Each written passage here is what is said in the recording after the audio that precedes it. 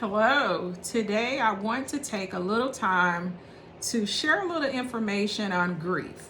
Um, Grief, when we think about grief, most times we relate and associate grief with the death of a loved one, meaning family member, close friend, whomever that human is, or we look at that. But on the other side of grief, we don't talk about the grief in terms of our losses, in terms of job, relationships, close friendships, not being in relationships with organizations that one may have been privileged to be a part of and no longer having that. And when I say organization, that can be sorority, fraternities, nonprofit organization, churches. It doesn't matter. Whatever those relationships were for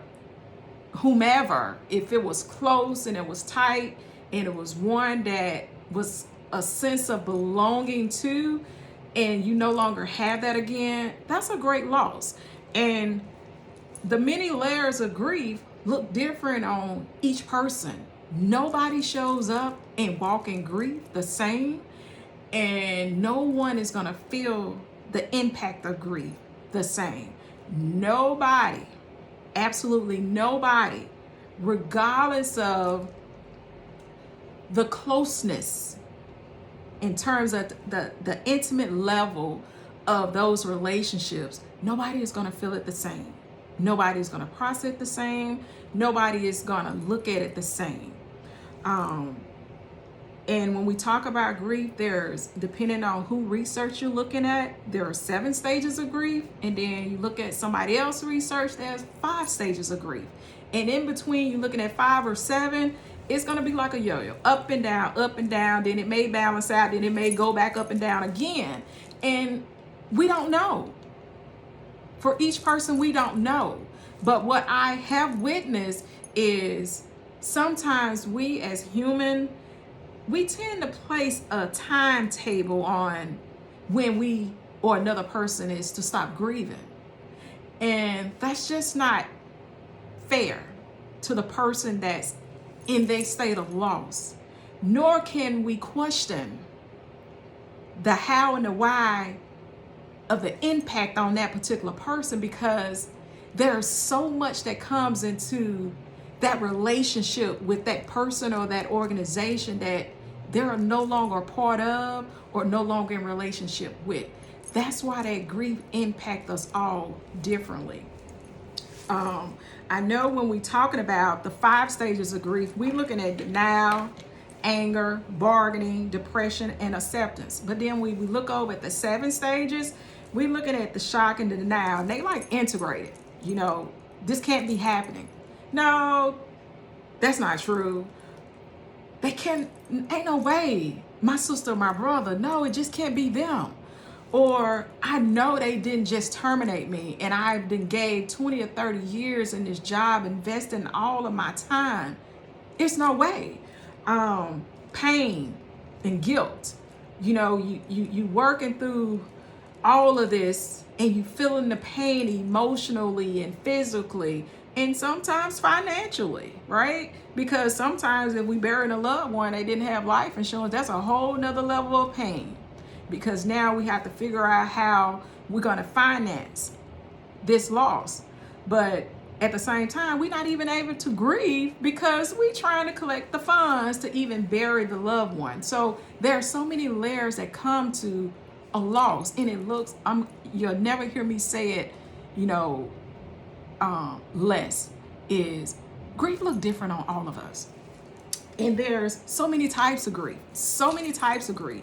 Anticipatory grief is one, and I can speak on that right now because my family is experiencing that with my grandmother. She's in her final stages of life, but what I will say, she's here, she's present, she's able to still talk and love on us, we able to still talk and love on her, but this is not the lady that we are accustomed to seeing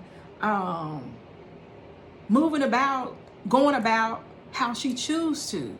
And we understand that we can leave here today before her, but from the doctor's orders is, go ahead and, love on your granny as much as you can. And that's what we're doing. And so that is very, very difficult for the majority of the people in our family. I mean, that grief is showing up in anger, frustration, arguing, because a lot of us don't know how to deal with seeing grandmother this way right now. So we in that stage of grief, right?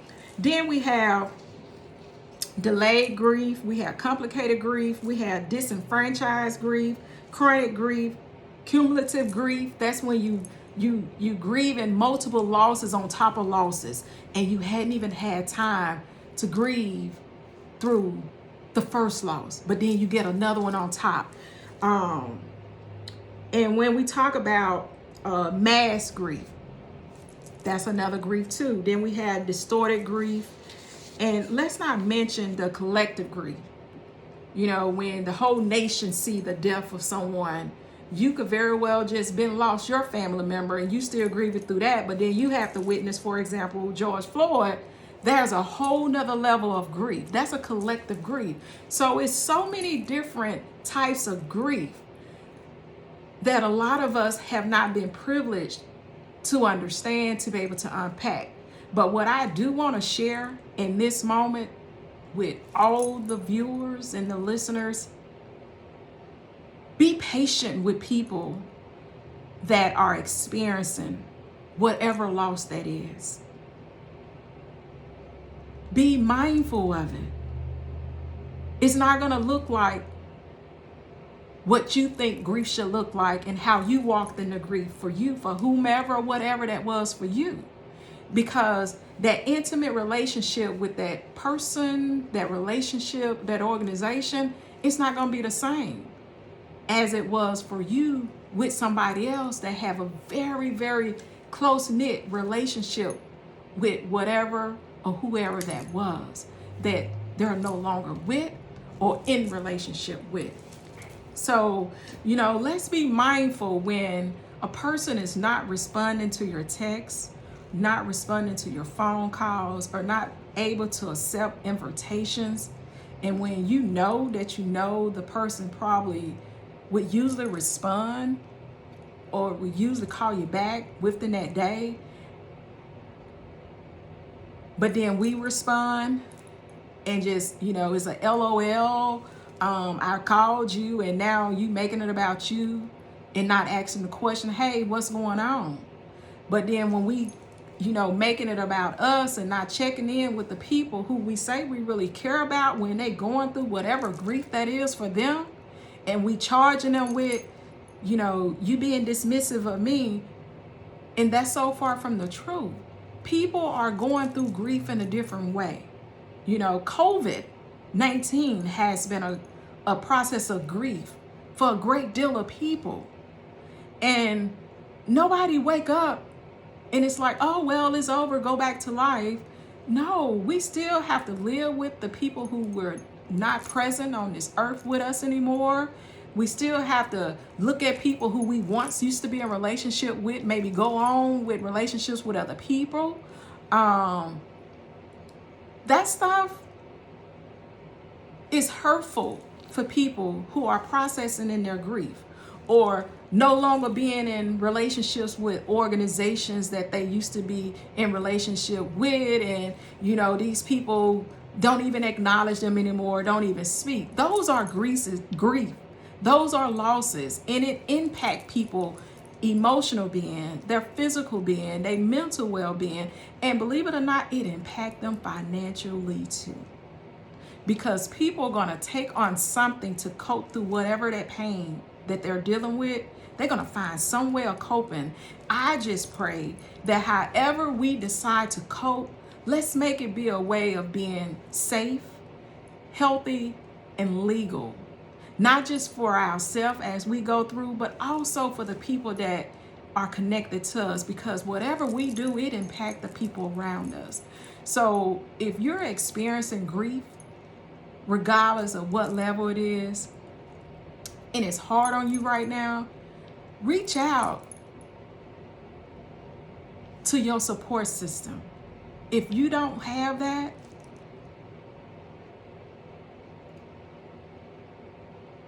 take a moment and start building that support system. I understand that at times we can be fearful of who we share and get naked before, because sometimes people with unwell spirit will use our vulnerable moments against us, and then that becomes a whole nother level of loss. So what I'm saying is, I'm asking you to be patient with people who have experienced some losses in their life.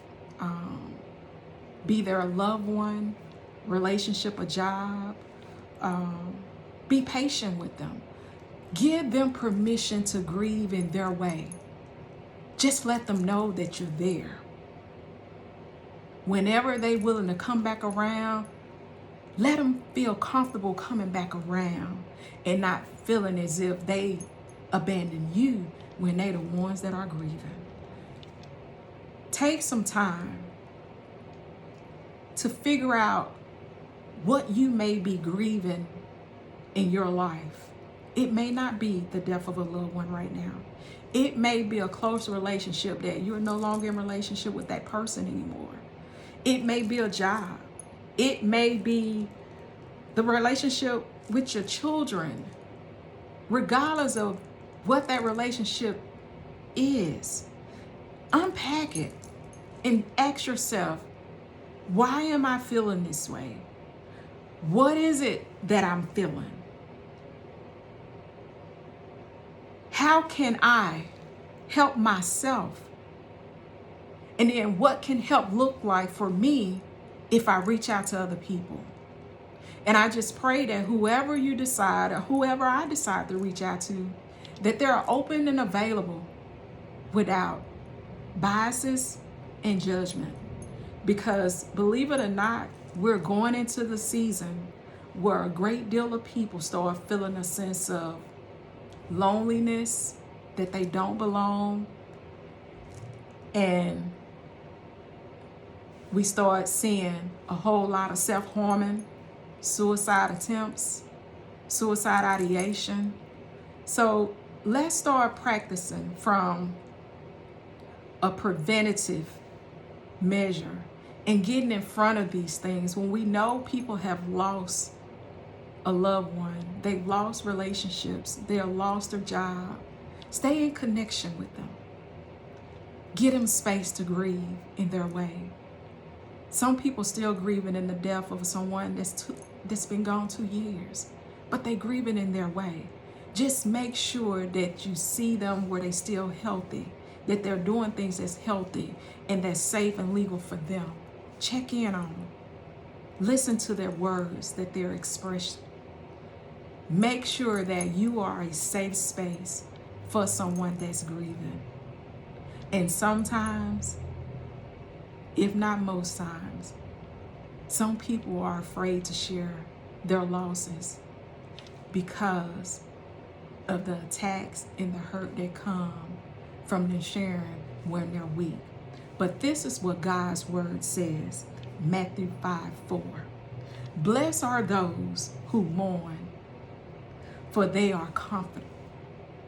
Just know, even with God's presence being with us, God grants his servants on this earth to be present with us too. Seek God and ask him to put those people in your space when you're grieving, because we all need support and healthy connection. Because if it's not healthy connection, it's only going to intensify the stress while you go through your grievance process. I pray and I hope that this information has been helpful for you just as much as it has been helpful for me to be able to share, because I am a clinician, but I'm also dealing in some form of grief right now with my own family. So with that, I will continue to pray for you all. And I hope and pray that you pray nothing but God goodness for me and mine. Have a wonderful day, leaning in with compassion, empathy, grace, and unconditional love while you do it all from a place of integrity. Have a good one.